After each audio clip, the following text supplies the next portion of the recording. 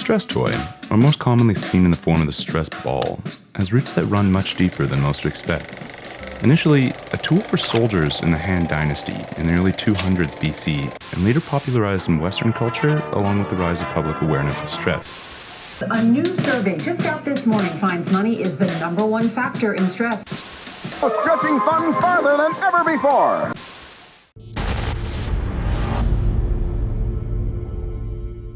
Today, an iconic desk ornament adorned with corporate logos and iconically shaped in different manners.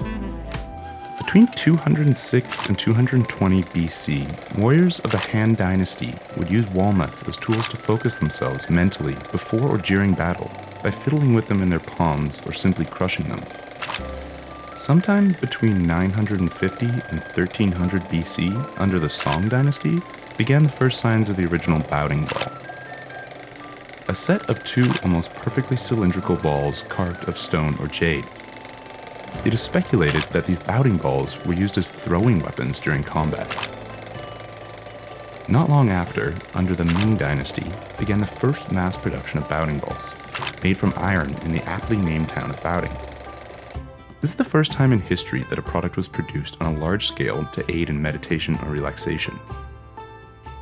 Today, the bowding ball is still used in traditional Chinese medicine to aid in the recovery of hand dexterity and strength after an injury or surgery. The two weighted balls are rotated and manipulated in the hand, working finger, forearm, and hand muscles. Jump forward almost 3,000 years, and it wasn't until the 1920s that things started to pick up in the Western world. Downtown, just listen to the music of Han Dynasty, after completing his medical training at the University of Montreal, began using the term stress in his work to describe his patients. There is one link which is the weakest. It will always predictably break right there. He worked in a hospital, and although he was not able to pinpoint his theories, he felt that what all of his patients had in common was that they looked ill. He also identified that there was a hormonal release in the body associated with what he described as stress. However, cortisol, which is commonly identified as the hormone most associated with stress, was not discovered until the 1930s by a group of scientists named Edward Kendall, TheRichest, and Philip Hench, who all later went on to win the Nobel Prize in Psychology or Medicine for their discoveries in 1950.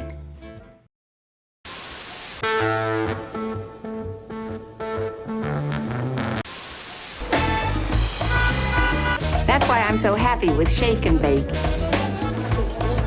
Aerowax, with 50% more plastic. We don't know where Jeff picked up his cold.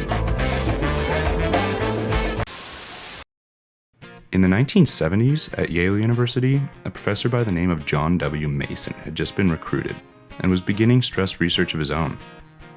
His work there eventually helped establish the field of psychoneuroendocrinology in psychiatry. He, along with a fellow researcher and colleague, Joseph Brady, also began to shed light on the connections between mind and body. Many of their experiments involving chimpanzees. In one of his earliest experiments, he deprived two groups of chimpanzees of food. One of the groups was isolated, while the others were subjected to watching a third party of chimps be fed while they were starving. Although both groups were being subjected to the same level of physical discomfort, the group that was able to observe other monkeys feeding exhibited higher levels of physical stress and had significantly higher levels of cortisol in their systems.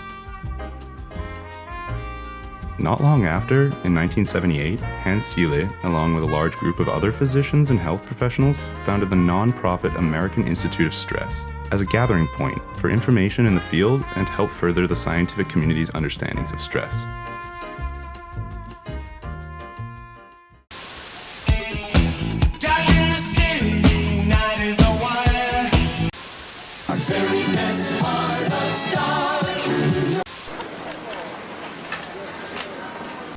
You can do all kinds of things with me that you can't do with. For beautiful highlights.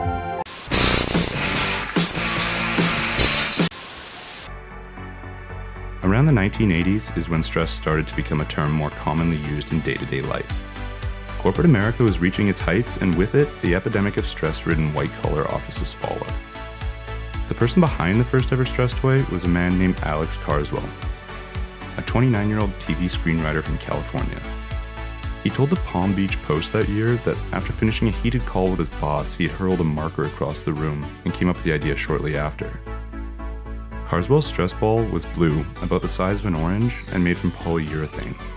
It differed from the modern stress ball in one major way. It was intended to be thrown at a wall, and upon striking a surface, a small impact-activated speaker emitted the sound of shattering glass.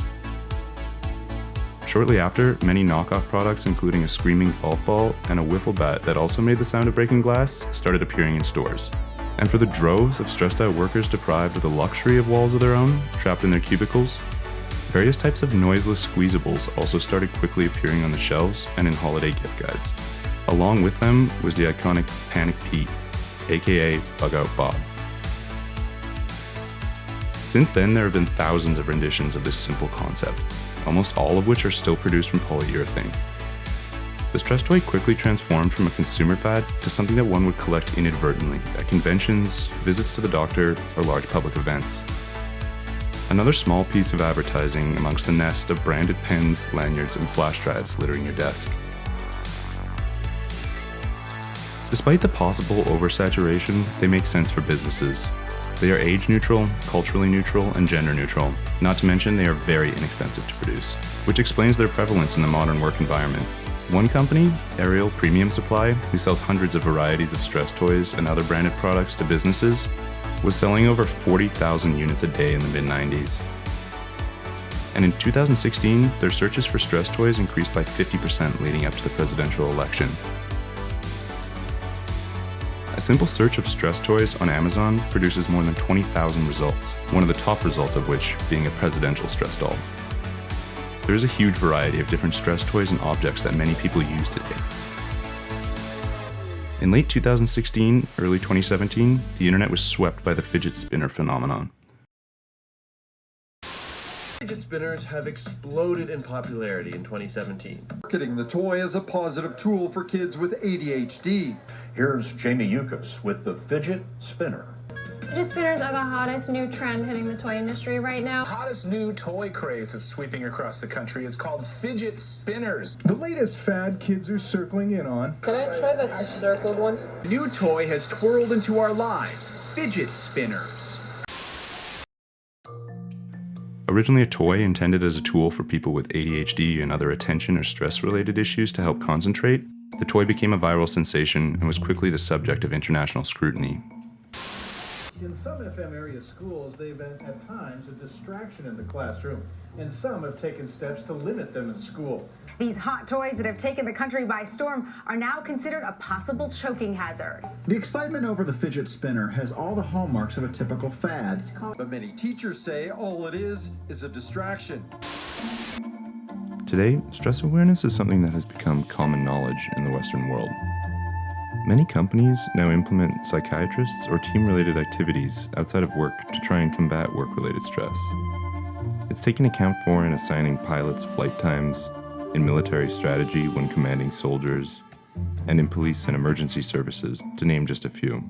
Today, there are many alternatives to Alex Carswell's idea. ASMR videos and apps have become hugely popular, along with the popularization of meditation.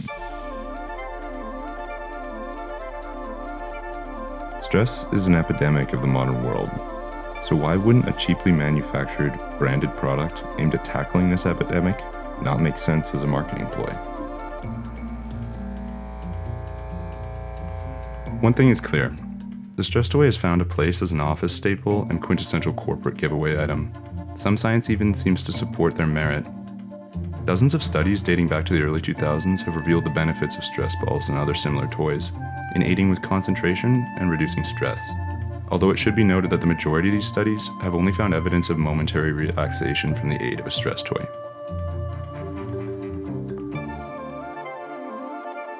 Part of me wonders if a test can truly judge something like that. Many people have a tic that helps them concentrate.